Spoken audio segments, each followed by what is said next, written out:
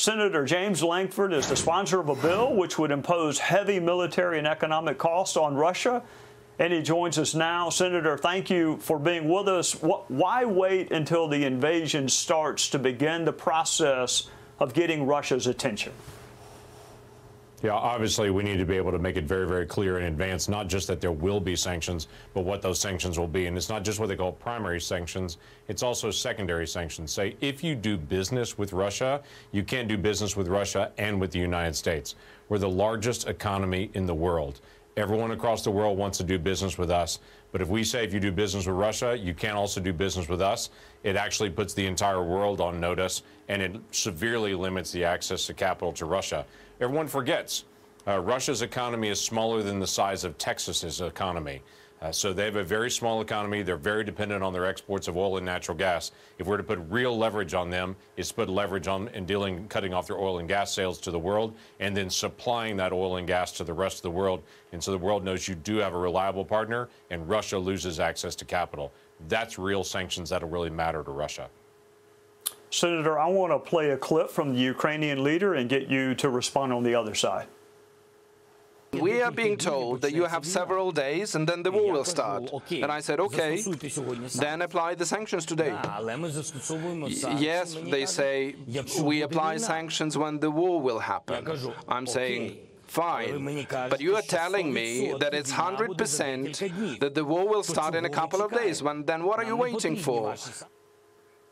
And that's the question that I would have. Okay, if we think this is going to happen and we want to deter it and sanctions deter, what is the argument against having imposed them, say, 2 weeks ago?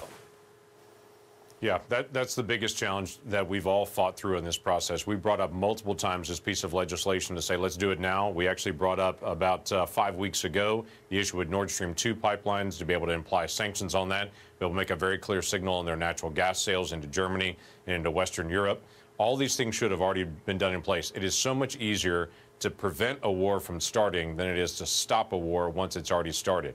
This is not about inserting ourselves into the conflict between Ukraine and Russia. This is about trying to prevent a war in Europe. We've all seen that movie before. It is dramatic in the effects. So we should be, as the United States, leaning forward to be able to say, this is what we're going to do, this is how we're going to do it. Let's apply it now and understand if you cross 1 inch into Ukraine, here's all the consequences that are coming. But now it's vague to Putin, and we shouldn't ever be vague. We should be clear with him what's actually coming.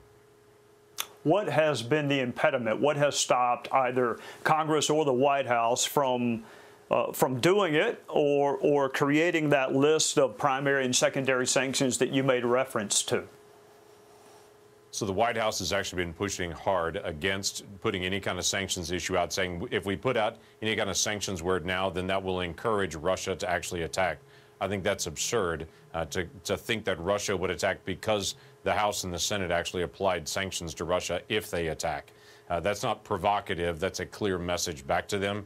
But the White House has been actively working behind the scenes saying they don't want to pass anything that's a strong sanction until we actually get into an attack that's actually occurred. I go back to my previous statement. It's much easier to be able to prevent a war from starting than it is to try to stop it once it's actually begun. And Putin's been very, very clear. He showed that in 2014 when he rolled into Crimea, 2014 when he rolled into the Donbass, 2008 when he rolled into the country of Georgia. He's very clear what he wants to take, he'll just go take. And so we have thousands of lives that are on the line in Ukraine waiting for America to be able to respond and to be able to speak clearly into this.